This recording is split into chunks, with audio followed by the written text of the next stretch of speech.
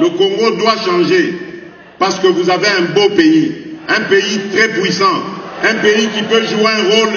énorme au sein de l'Afrique et du monde. Et je vous fais le serment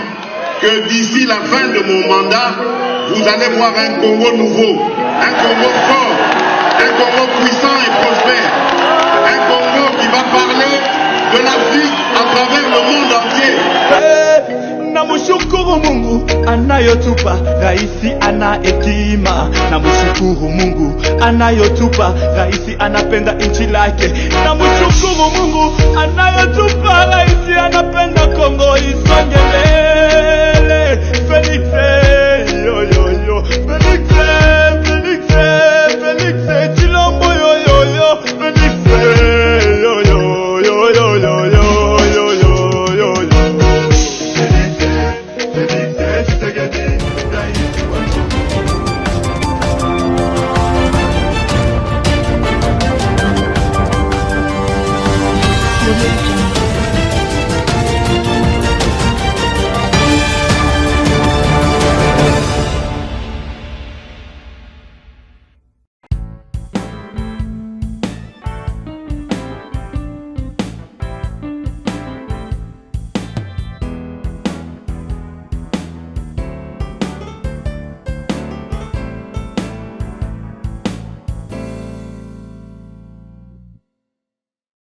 Mbote balandi ya CSTV, mbote balandi ya émission Évangile sur moto na moto, surtout émission bolingara mingi et salemi bongo pe et puis ça mina bino mo le maître donna na kati ya Évangile sur moto na moto. Et merci beaucoup pour la sponsoring ya mama na biso Jili engage sponsor officiel pour ça la que émission na bino to kutanaka pour que to soit la masolo Congo na lolenge nango nyonso. Alors ndenge boyebeli Congo ne la bakaba makamba ko lobeze belé atana ko loba yango ngamoko mesengeli pele musuto kutana na bande ko to so yango bomoni na poko lelo nazana invité o na représenter te boyebi ye malamu ekanga ngenge o ya zali représentant ya MPR ana kati ya mboka Belgique muso azali te azaka moko bo mesala ko zana ye bo réclama ka ye pe ndeni microzo lekate. Donc, ce qui t'a ezali, et sengeli to lukaka ye poto me ko sola masolo ya bana mboka mbote ndeko kanga. Oui, bonjour maître Dona et mbote maître Dona. Mais liboso na bande émission na opesa mes condoléances na famille ya papa na biso Ngwanda oyo akufi atiki biso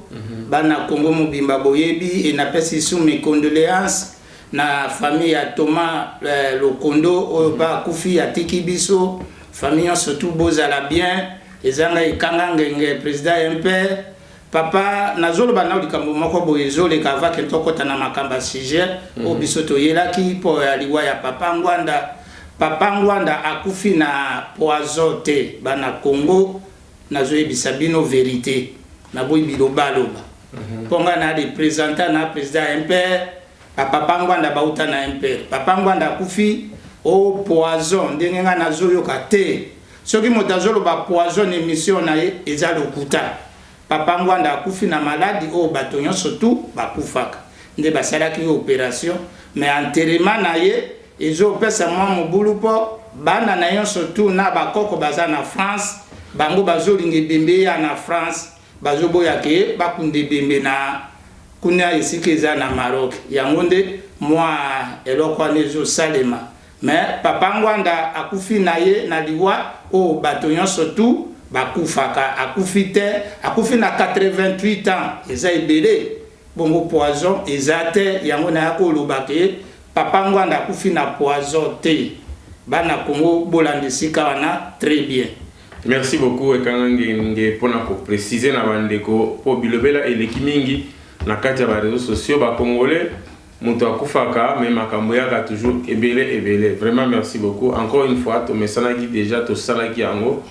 ba condoléances na famille ya papa na biso Honoré Ngwanda pourquoi pas aussi na epa ya ndeko Thomas Lokondo oyo azali pe mutama yele mingi oyo abundaki pe na lolengi na ye malgré côté bazalaki mais bazali toujours wana pona koluka ko défendre na bela mboka na biso. Alors, ndeko kanga to qu'est-ce qu'on a si jeune biso mbango. To moni 5 ans na évité soki comme parti politique. Pour nga na mo 5 ans kawane komi Kabila bona on a kopona Congo ya sous Congo te ba komi bundela Kabila Senko na mbongo ba telemeli makambo ba élection ba lingi recensement te ba lobi élection fa mara 2023 ba lingi te Tshisekedi akende au delà ya 2023 c'est-à-dire pour na bango bazo ba teke élection et ya Tshisekedi soka leki malamu mutu baliki mamte pour na bango Tshisekedi aleka 2023 te fo élection salama yo lobi merci na mutuna otuni ngai me liboso nazo pesa na mbote na peuple congolais mobimba o balanda ki émission na micro ya maître Dona na pesi mbote na président na biso Fachi Beto fils du pays Sali et na pesi mbote na mama Denise Yankelo na famille na libota surtout et na pesi mbote na bana MP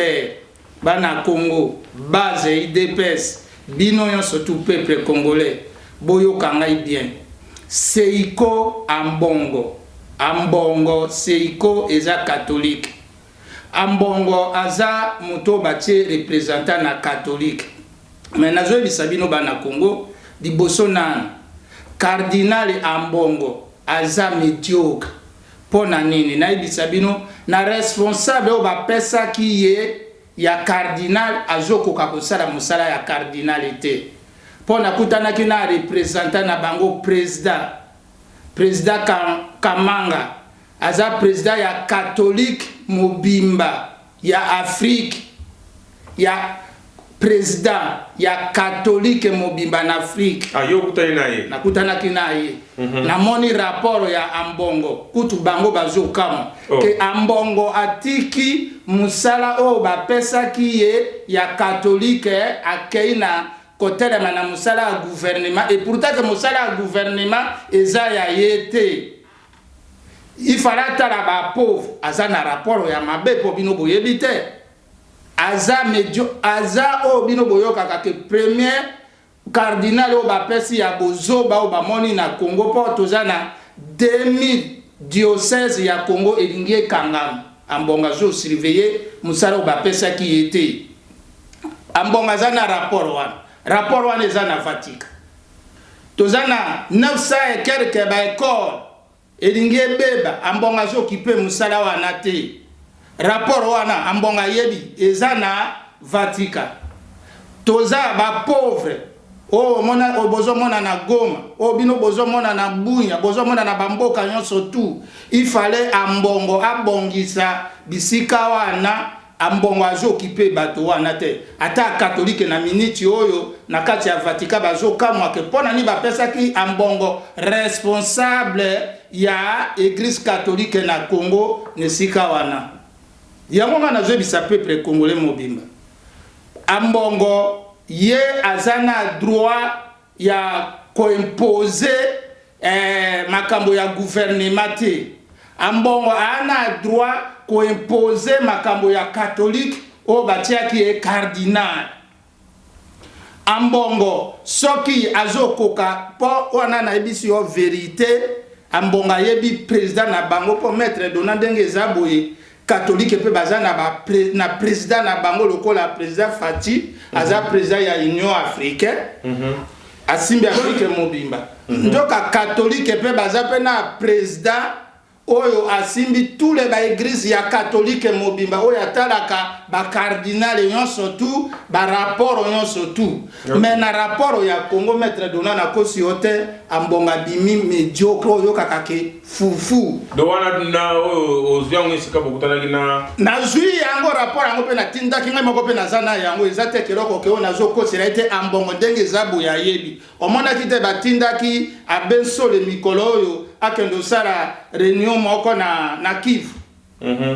na reproche ya makambo wana bimi me kuna na Kivu bato bazo mona pasi bana bazo telengana osala ke émission moko na mutu moko boyeke bana bazo lala libanda banini makambo wana bino boloba ke se komaki na Vatican basi bamona ke yango wana nazo kosa te nazo loba vérité Ambongo azana droit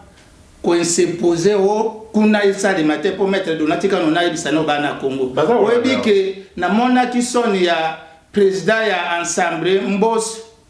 na bati bake ofukama Ambonga tia bango maboko mais non Ambongo c'est un tribunal pour na Congo ndenge ezaboye nga na jeu bisa peuple congolais surtout élection na 2023 ekozalaka te nayebisi bino na liboso boyokana obie comme dictature te yo zelanga na yebisa bino ezala te ndeni élection Fachi alobi yango te président Fachi oloba te ngai nasalaka na président Fachi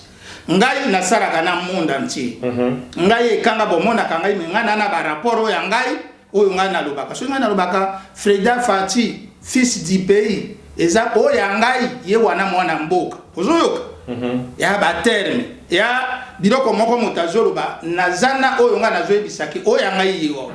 maître dona peuple congolais bolanda bati alanda président Sénat Mboso président ya Assemblée na likambo ya élection na Congo ekoki kosalema na 2023 ata mukolo moko te. Pourquoi pour ceux qui ont tourné yolobi que les dictatures il fallait que nous na transition pour toujours luka paix. Tout ça l'élection lelo lobi na tongo babomi bato na bunya babomi bato na Goma babomi bato na boyi. Siko élection nini eloko ni biso toujours sai. Liboso na no paix kota na Congo. Peuple congolais totambola na paix pendant une année pour tozalaki na offensive. So tozalaki ba émission, tozalaki élection et kaki mikolo na pour tozalaki nde Kabila akende. Pour Kabila étranger azwa ki pouvoir na biso. Ben to beti masasi te, to sali violation te, yango to lukaki élection pour to tia yena no étranger pemen. Ndenge mwana mboka vandi et ozala siko ndenge ni biso makona to luka na paix. Na bagoma, babunya, bamboka wana balutulu, baivira, partout kune sika bazobo maka bango na paix code. Ndenge far de sazo sala musala tous les rebelles non surtout babima, pe ba okufa pe bazokende po kune koma kimia après sande to sala élection. Mais Martin la vie wana ndeko Félix azolinga sala disma. Maître Dona, Martin Fayoul pour na biso vérité. Omoninga yekanga nasali politique mba musu liboso ya Martin Fayoul. Nga na 28 ans na musala politique. Mba musu Martin Fayoul na 28 ans na musala politique. Na Mozito Martin Fayoul o mususu nani Katumbi. Ezala bemba bango nyonso wana nazolo ba vérité. Ozuta nazolo ba vérité. Naza na 28 ans depuis 1993. Onga na bandi politique bango surtout ba bandité wana nazolo ba vérité ozomona wana ezapenda vérité ngonga ngai nazo vanda na tembo na o contrôler frontière à tembo na lombe na tembo na kei na kahemba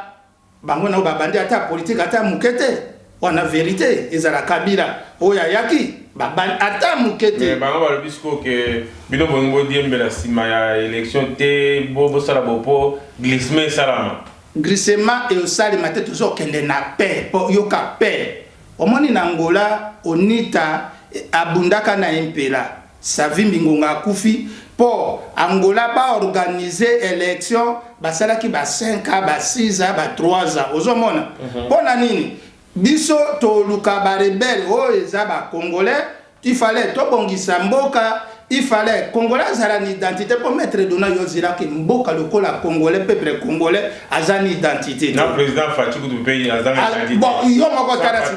Papier président Oyabiso a une identité de. Président de l'Assemblée a une identité de. Président du Sénat a une identité de. Ngaye kanga na une identité de. Fayoul a une identité de. Bemba a une identité de. Oyo Moïse Katumbi oyazo zembela soki Nzimba a une identité de sikoyo.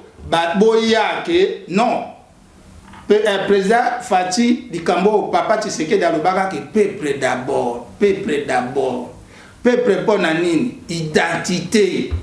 identité na biso eza mukanda identité na biso eza congolais nazolo bana congolais mais il fallait nazala une identité ezo prouver que na congolais pour congolais na minute na kati ya Congo ozobetela tolo kwa congolais mundele ba koko ya pas identité balobi bino surtout babwaki bino ndenge ezalaka na Australie po bozani identité te 4 électeurs autosi to votaki po to benga na rebelle po yaki makambo ya mayel ke bato na bakende biso moko to construire mboka mais bino bokomi motema mbangu président Fachi ndenge ezaboye biso tozo zembela te maître Dona biso tozo tambola ndenge organisation ya politique etambolaka pour mettre dona pour politique ya makamba mbangu te. Il fallait to construire mboka, il fallait identité zalema, recensement salema. Omoni na mona ki journaliste moko boye mettre dona pour naloba po babenga ka soki nani oyo autaki na Nord Kivu babenga ka soki sango peuple Congo mais ye mwana wana penda ya vérité mettre dona nano mpona lingina tuna est-ce que ye atambola na ba province ya Congo te ya ba frontière ta mona ngote première fois que na Kivu na mona yo sa l'émission ke akomi na Kivu amoni kuna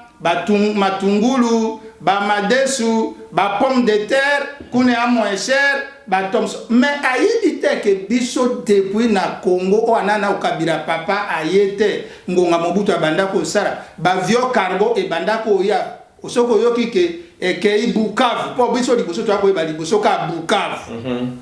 oyoki ka vie uti Bukavu ba cargo anezo kendo zwa ba mama ya ba commercial ba utaka Bukavu bazoya na ba matungulu bazoya na ba madesu ba pomme de terre wana banda ko utakuna. Oui, je me rappelle tant que tu vois ça la clé va quartier la fête ya tu vas lamba na fête ba fête à pomme de terre tu vois na ndeko moi ça au test alors que de côté oui et ya ko utakande kuna po kuna mabele na yango eza mabelo ebimisaka pomme de terre rapide et to ya kolia ka madesu mingi e banda ko utakisanga na ba pomme de terre ngonga ba masuwa ne banda ko kende ya onatra bato na babanda ko bima kuna banjiro na eza kuna ya batre ba ye bakoti nde to ya kolia mais ye iza mona wana akei webi na yoka ke so ni jour wana azoloba na uti kuna na frontière na moni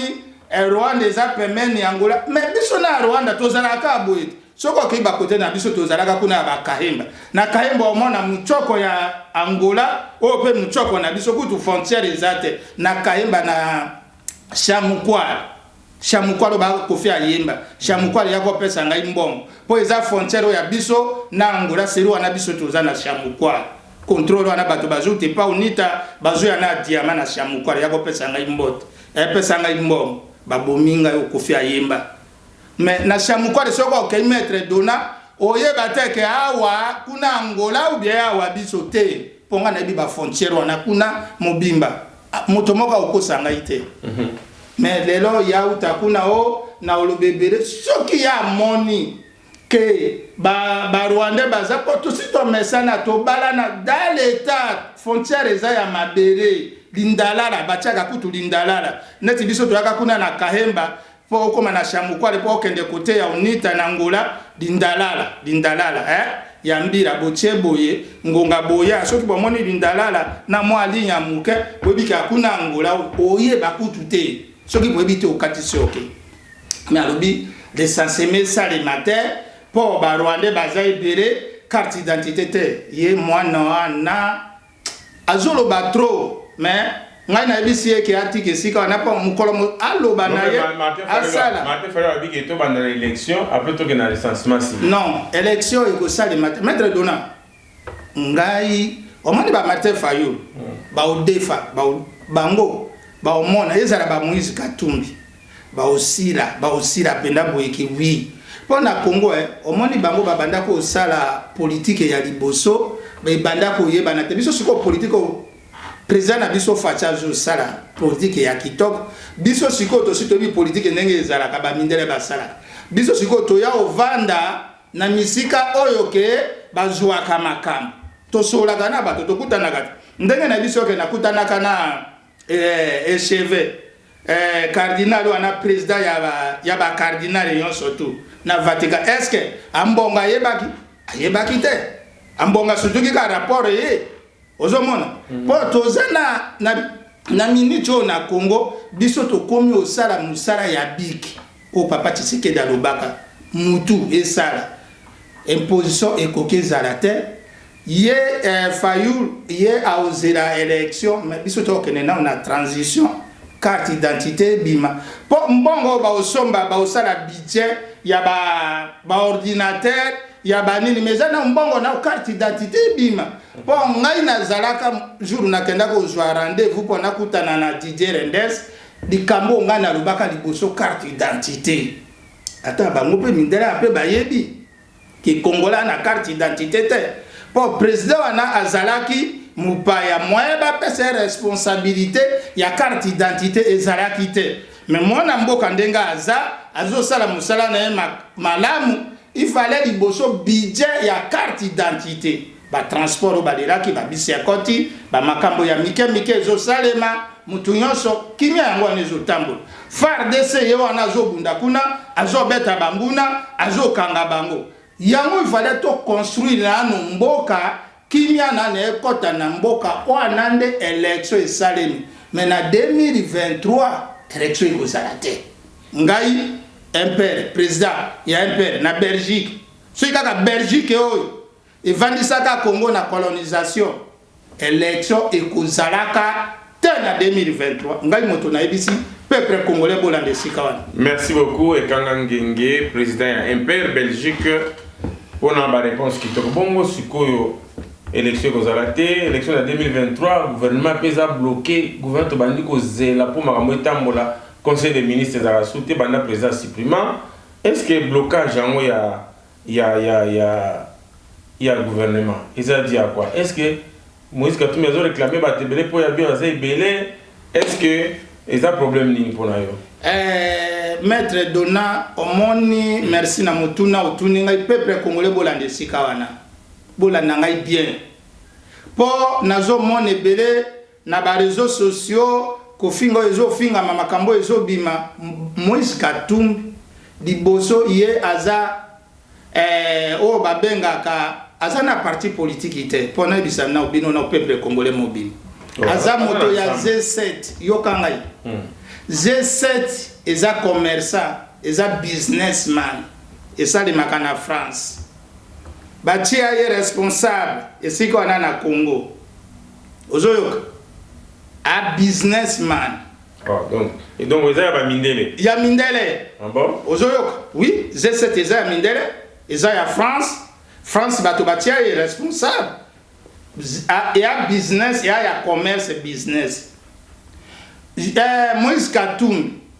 ye azo freiner gouvernement ndenge ni ndenge azo déclarer fallait ba pesa autant de ministres banyos eza mutema mabe oyo namoni mwana mwasi moko abimisi émission moko asalaki théâtre moko nketu belle vie petit sœur on a belle vie ngana landaka makambo yonso tout po ngai na saida kanzambe na saida kape bokoko il fallait na yeba yonso tout ya bokoko ezolika nketu première fois pour na mona explication yeloko wana yange zolika na gouvernement na makambo na biso siko na Congo peuple congolais bakomi siko na mutema wana ya nketu oeze pa Moïse Katumbi. Moïse Katumbi azana parti politique na Congo te. Moïse Katumbi aza mutu ya Z7. Z7 eza businessman, commerce. Siko yenda la defaka bambongo. Pour un Moïse Katumbi nano pour mettre Donana Loba azana procès na Congo. Ataka 2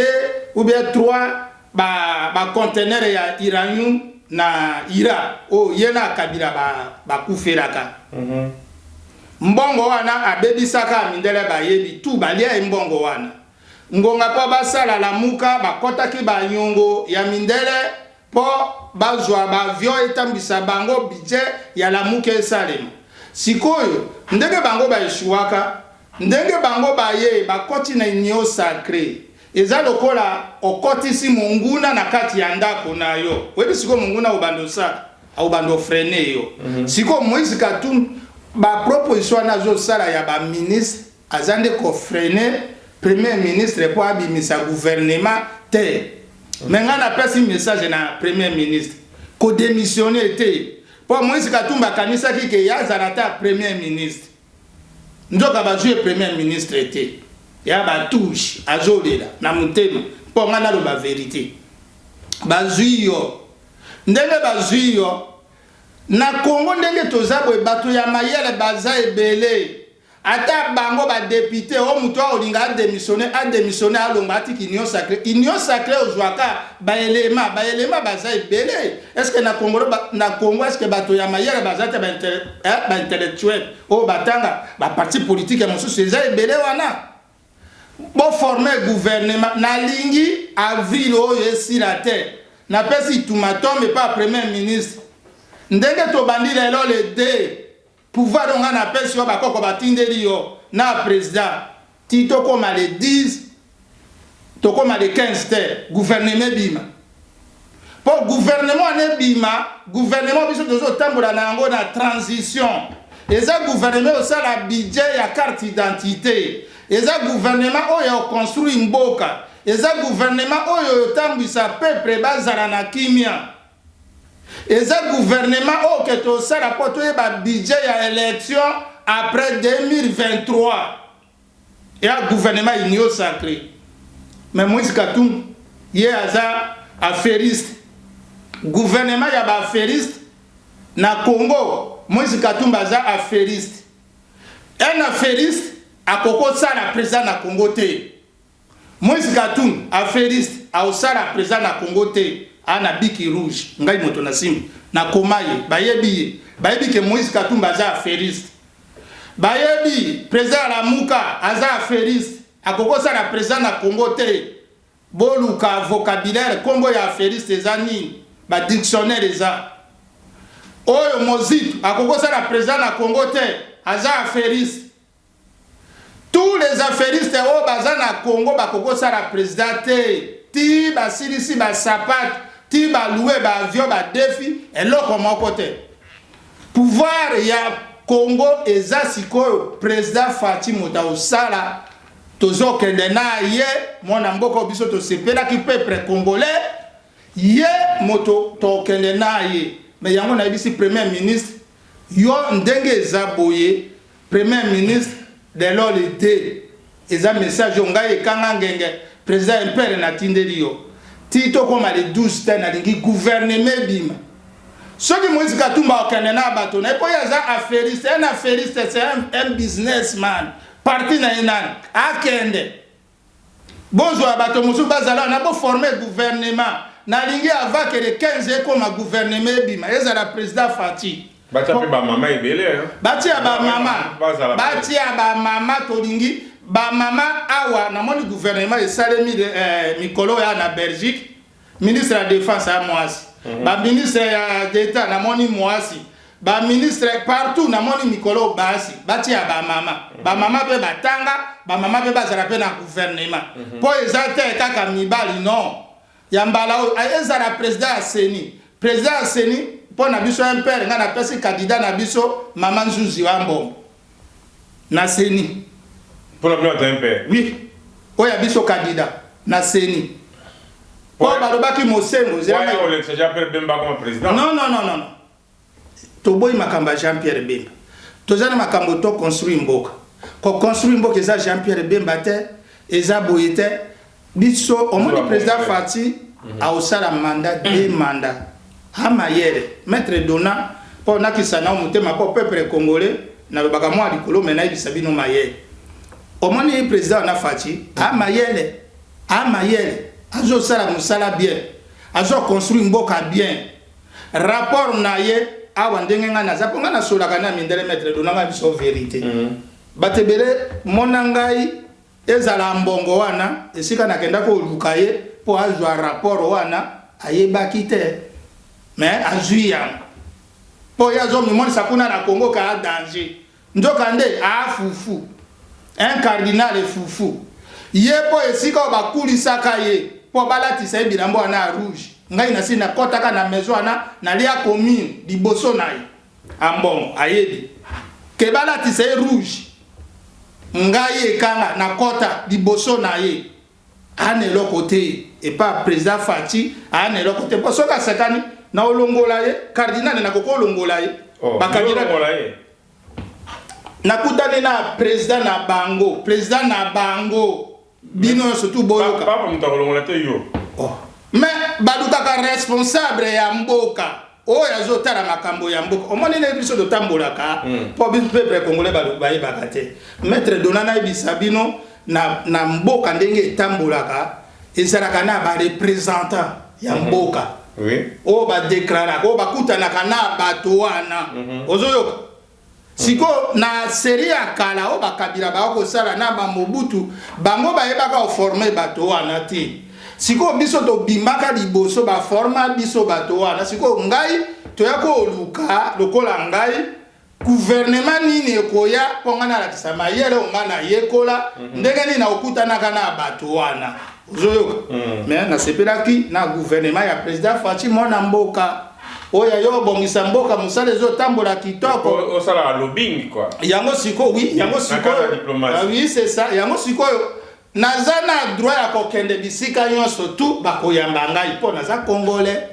esika nyonso tu na otuna rapport na otinda email na ngai fallait ba répondre ngai esika nyonso tu na osenga rendez-vous ba ozwa ngai po bayebi makambo na ngai ozomona yango monike ambongo ngai na olongola bongo papa ya musika ngai na kutani na président oya bango ya catholique oya simbaka catholique nyonso tu ya Afrique omone na Afrique tous les catholiques ya Afrique représentants na bango ambonga yebi azana na Belgique azala kana Vatican mais atambolaka na kokwa biso suka te ozoyoka pona nini po toyeba ke mboka na biso ndenge eza il fallait biso beto zala mayere po moto mosusu a imposer te seiko soka ye na ndenge ke atalela ye azala na sima po église catholique ekoki ezala liboso ya l'état te l'état motali oui maître Dona na monde entier omoni awa na Belgique ba votaka mbalibele pour ba former gouvernement ezalaka pasi mais na yoka ta mukolo moko te na ba église catholique ponga na catholique 100% na yoka te ke o lokola cardinal na biso awa ate sika na kene église bana roi ba ya ko be wa pe aloba o biso catholique to komo jamais ye kuna osambela ne makamba nzambe to sala rappeler gouvernement sur combien de 5 2 ans 3 ans catholique et kota pété mais on kota wapi pour l'état motali kolo ya ba église catholique o moni catholique wana eza na Congo nani motatonga catholique eza l'état belge ngonga bazalaka kuna bango ba pesaka de basango bozala ba missionnaire mais ata lelo toza lelo na mboka ya Belgique lelo l'idée depuis makambo ebima ya malade l'église catholique to ko bakota ka 15 personnes 15 et kaka 15 te ozo ka maître Dona pona ni bakota saka 15 ba lela bakenda kuna l'état lobi non na mboka ya biso mabeleza ya biso bakota kaka 15 église catholique ezala ba cardinal ezala na kati ya Vatican 15 est-ce que balekisa 15 balekisa te siko ambongo siko na Congo azani yango omoni ke na lukaki nakutana na représentant na bango président wana pongana ba rapport ya mbongo médiocre fufu ntaba siko tala na Congo soka termina ba rouge wana ba omoni c'est rien azoka ndo tia motolokola président ya assemblée loboko na ba mais bino bozo bima ba nyama po ye moko za na onyama abimi kutu ye na président Faci Basali non il fallait quoi expliquer mutu esika na ye ne sika zokota ne ko finga te na fingi te mais ni fallait na yebisa ye donc qualifié aza nyama po na cotation na ye aza lokola nyama po na cotation na ye ya musala oya asali ebimi mabe na Vatican.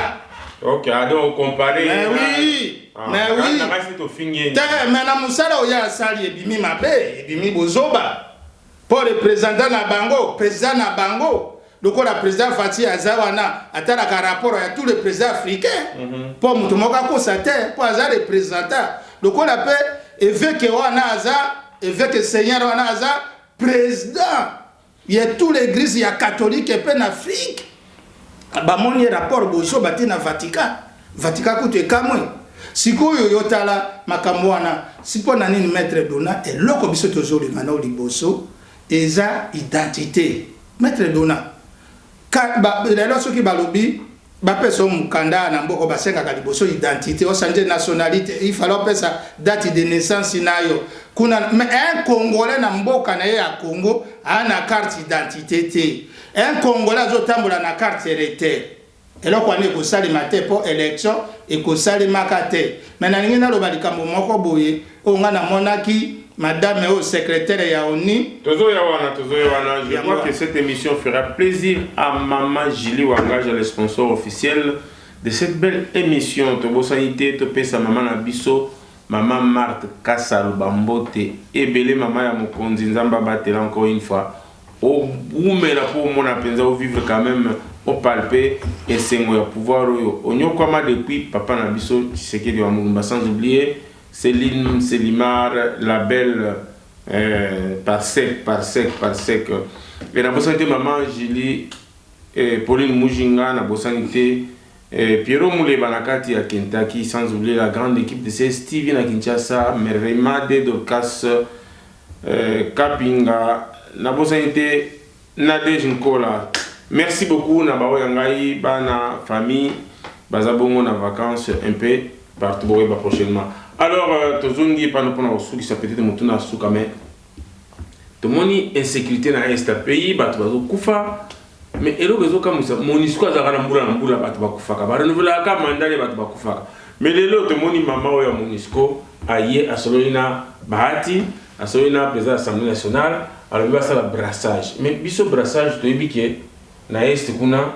ezali ba soda libanda de bazoya. Ce que ba brasser ba ziba rwanda ba poste na armée congolaise vient yo monde na listolo ya mama oyo na nani. Oui, yango message nga nazo tindela président ya Sénat na président ya Assemblée na président pe ya biso Fachi Beto fils du pays po bango bakutana kina mama wana. Na diplomatie na politique secrétaire ya ONU Bintou Keita mama na biso Bintou Keita mama na biso na pesi ombote ba oyebisa yo esika yoza na mono kutana kina bango oye na proposition que tozwa ba rebelle yon surtout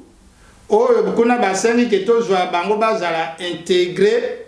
na armée na biso congolais. Oui, mais biso tozwande ba congolais po ba rebere wana o bazakuna ba ugandais baza ba rwandais baza ba burundais baza biso tokokozwa ba burundais te ba ugandais te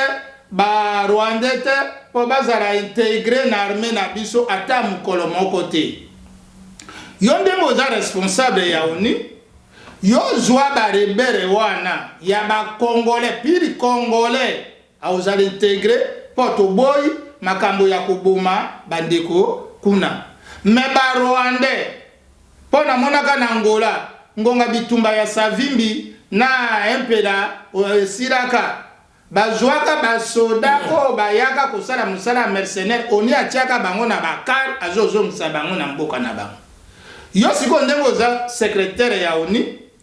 tozo de la liboso pe oyo yena yango na Congo zwa ba rebelle ya Uganda bazonga na Uganda zwa ba rebelle ya Rwanda bazonga na Rwanda ba Rwanda me ba Congolais te ba Rwanda bazonga na Rwanda zwa ba rebelle ya ba mboka wana surtout bazonga na mboka na bango ba Congolais ba ozala intégré na armée na biso po tokoboya bango te bana mboka po toboyi désordre siko yo soki oye na biso na proposition ya tozwa ba rebelle wana bazala intégré na armée na biso tokokondimeloko wana te po omoni na M23 oyo Kabila yaka na politique wana po soki bato bapesi yo mayele ya politique wana epa na biso ya non pourquoi tokokozwa intégration ya ba rebelle ya bamboka mosusu bakota intégration epa na biso te yango tozomona yango o ezoleka kuna na Nord Kivu na bamboka nyonso ba Goma ba Beni ba Luchulu soki otali ba Uvira partout eza bato baka na M23 o bazalaka bakotaka intégration na armée na biso lelo biso de kokondi meloko wana te zwa bango zomisa bango na mboka na bango bawo ya biso ba Congolais bakozala intégré na armée na biso tokokoboya te ndenge oye na likambo ya paix na mboka na biso tondimi pe ezala na mboka na biso mais likambo nga na zoloba likambo ya élection po lobaki na 2023 te po biso na Congo tozana na carte d'identité te ndenge tozana carte d'identité te na Congo liboso na no carte d'identité congolais a voté élection ya mbala oyo na carte d'identité na carte hérétaire boluki sika mosusu budget oyo ya mbongo oyo bima na ke basomba ba ordinateur ba papier ou tapoto ezanano ya carte d'identité ya peuple congolais. Il fallait peuple congolais à se trouver na carte d'identité. Pour ceux qui carte d'identité ezate za lokola peuple congolais azaya kobunga. Eza lokola mboka ezaya yete. Siko bolingi bo mema biso wapi na diplomatie. Élection ekozala après. Pour moi na tindeli yo, il fallait yeba que transition oni ata partout. Ezala unita ponga na vani mingi na unita na vani na impera na Luanda na tala ki makambo ya ba transition ekokeza la 6 mois ta bosala élection lobi na tongo ba bomisu bato wana transition ekokeza la inane lisusu boyoki ba rebelo na ba koti ba bomi bato wana esale makate transition esale makapanda 3 ans 2 ans et demi pour budget salema pour 4 ans pour bozwa makoki pour bosala makambo po biso tozalaki na faillite na mboka na biso budget ezalaki mabe po président akutaki ata eloko moko na kati ya banque te Kabila moyibi wana aferiste wana ayibaki tu bomona ki Kabila kei nano exil na Dubai ngonga ke exil na Dubai kuna baboyi babengani bapesi RG bapesa ki ordre de quitter babenga ki biso na Congo ke to joyer po ifala za muto biso to sambisi pondenga bomaka Shebeya makambo ya Shebeya yango epesi RFI kuna na Dubai po Kabila yebi bino bomoni depuis sika Kabila ya boyoki alobaka aza ya kokita leki na ye petit Zoé Keba yo pecho pona mona ki secrétaire ya oni aki hotel mepa na ya Zoé biso obenda olongola ba rebelle ozana yango me yo petit Zoé yo moto yaki lobi oyo tia ba rebelle na Congo soko zo tia tembe okomona kana biro na yona to kangyo to longoli yo bilamba to tiko mutakala po mukiria mona kosekana na mboka ote bakolo mboka o baza koya obuje na Congo te koya na bozoba na Congo te kombo na eza Zoé Etole kombo na yo yebi Zoé Etole po ba journaliste ba français ba kelati na mboka na yo babaki so komba Kabila koba mais kombo na yo yebi ngongo yo ka message Zoé Etole oza Tanzanien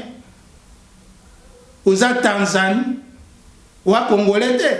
po Kabila benda po oza mwana ya ndeko na bango soki ye kangamange o ya benda bino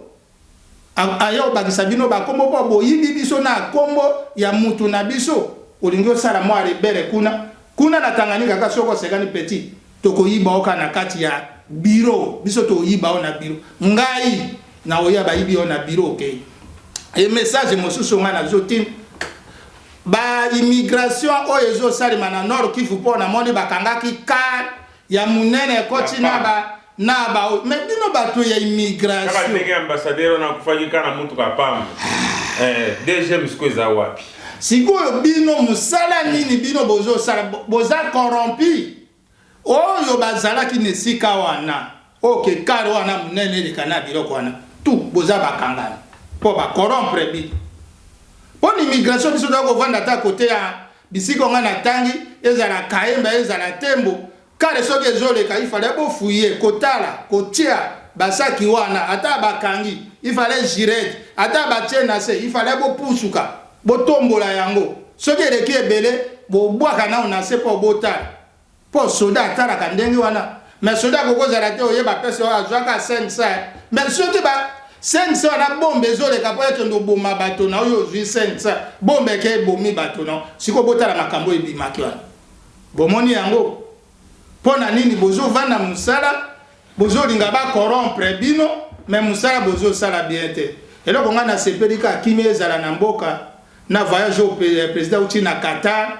bakoro ya sali merci président Fathi Beton fils du pays kimia vanda na kiti ya bokonzi ezanga ikanga ngenge président impère pona ko crescir bana Congo bayeba ke Congo ekotikala kaka ini Moïse Katumbi dongola bozo bawana Pour na Congo okoma kata président ta mukolo moko te. Comment na kandoto te okoma président Congo? Pour za affairiste. Un affairiste okoma président na Congo. Ah, Lumba. Ezara oyala muka jamais bino nyonso tuti na suka mozito ana ba problème ayibaka bambongo atonga banda ko ifale to landela bino bokasi ke biso ndenge to vandi boyeza kaka ke nasala ka désordre na oya kaka na obebisa te katumbi oteka bayira nyumi bere mbongo ano tia wapi yo kanisi procès no ekufaka boye po biso to landela te to kolandela ka bino ata oye na désordre ndenge bino bokota ki na désordre réunion sacrée soki bokende menga na sengi premier ministre sama bimisa gouvernement ko démissionner te po ba viona katumbi azo ti oka po yaki ya préféra ki gaza la place wana ko démissionner te former gouvernement avant les 15 gouvernement bima président pardon avant les 15 gouvernement bima oza na projet ya otonga mboka oza na projet carte d'identité bima oza na projet ba école ofele ndenge zo salem po efuta tala mbonga linga boma ba école tala ba diocèse 2000 diocèse linga kangama ya catholique même musala nini ya mbongo bino bozo betere maboko kuna na Congo bozo bateke azobo akimi catholique po kuna na catholique a 0 sur 10 à 0 mais président Fatine le président à Congo sur 10 à 9,5 ce qu'a gogisi 5 ans na 10 sur 10 pour à construire Congo bon moni bino surtout atana kisasa et ça peut construire ka ndambo pour akutaki Congo a faillite bon moni lelo bana kuluna bazo kanga bango mais loko moko nga na zoloba ba soda ya kisasa bo kanga bato bateka ka drogue na tini makambo e pa président na sengi formation ya bato po bato bazo teka cocaïne drogue na kisasa bazo bebisa bano na bakuluna na tali bango bilongi na bango po baza soki bayini bateka ka bazwaka po na Congo na kisasa bakanga te ba siko njoka de kisasa ekomi source oyo cocaïne bimaka po na douane na biso na ntiri eloko moko ezate na ba port na biso eloko moko ezate mais comme sikoyo ntera ya trafic ya ba homme d'affaires ya cocaïne na kisasa yango zo bebisa bana po drogue cocaïne na kisasa zo teka madokola nguba bato na bazo bomba na te na lingi unité ezara ya anti drogue po bazo bebisa bana na bakuluna bao ya basi o bazo sala kindumba bozwa bango 17 bakendaki ba muke bolo kota bango bakende kaka po kuna formation eza kuna makambo eza po bana na bazala bien po kabila bebisi bana pendant 18 ans yotala ke pendant 18 ans mona 18 ans alobi ya ebinda côté abima mosusu alobi atia ka bato ba jireti mais soko otali mentalité ya bana wana bazala ki bato te mais président Fati général Kasongo bino yo surtout bozo sala police na biso ya Congo musala wana na sepeli na yango po projet na to bimisa yika kangana maître dona ka émission metala projet na ndenge ekei na sepeli penga na zo soutenir projet na tambola po bango kaka o ka bato oyo bakozalaka na Congo soki bango ba baby eza lokola ba baby si bana bongo soki jeunesse baby siko mboke otambola ndenge nini po delo ba papa biso po babanda ko sala bazate eza siko biso bana blobi biso de kozalaka te ozala bana na biso soki génération de baby ebere siko nani mota o construire mboka na biso non il fallait biso to construire génération na ndenge président Fati ozo construire génération na vana na kiti ya bokonzi zala kimia élection ko zalaka te na 2023 eloko moko te gouvernement bima carte d'identité na budget ya carte d'identité wana nde tokei wana maître dona yoka maloba ezalaki ezanga ikanga ngenge papa Jonathan na Greta na suki wana e na pesi na mbote na secrétaire na ngai ya MP ope wa vuka na conseiller na ngai père Dou et état major na ngai Goloa exaucé na Timbombo mbote eza uti pa ikanga ngenge papa Jonathan na Greta ekpe mote ekpe bende président Fati Chiola nyata bango vana na kicha bokonzi yango tokei. Merci beaucoup. Victoire. Merci beaucoup. C'était là Ekanga Ngenge représentant un père à Bruxelles. Au message comme on a yé pour y soutenir la président Fati tina suka poza mwana mboka. Ce qui président Fati la mwana mboka te na kanise Ekanga Ngenge a soutenir était Bic Rouge. Merci beaucoup. En tout cas merci encore une fois à maman Julie Wanga pour notre soring à émission Oyo. Et merci beaucoup à vous pour votre confiance, pour partager l'émission, pour partager, pour aimer, surtout pour aimer beaucoup l'émission Oyo. Et Zara Kibongo, na Tina Yarosala Yango. Et merci beaucoup de passer votre union sur Mbote, bazan ba déplacement, de Bosainte, Nisha Bilaka. On peut se faire Mbote terre. On appelle c'est Nisha Bilaka, je vais Mbote. Et c'est Gabeyoza. Ah, ça va. Tu n'as pas Pambola ou Nisha Bilaka. Merci beaucoup. Alors, ndé tokutani mbalisima na invité Moussou toujours na 4e émission sur Moto na Moto. Qu'est-ce que ça veut dire pour au revoir et à la prochaine. Ciao ciao.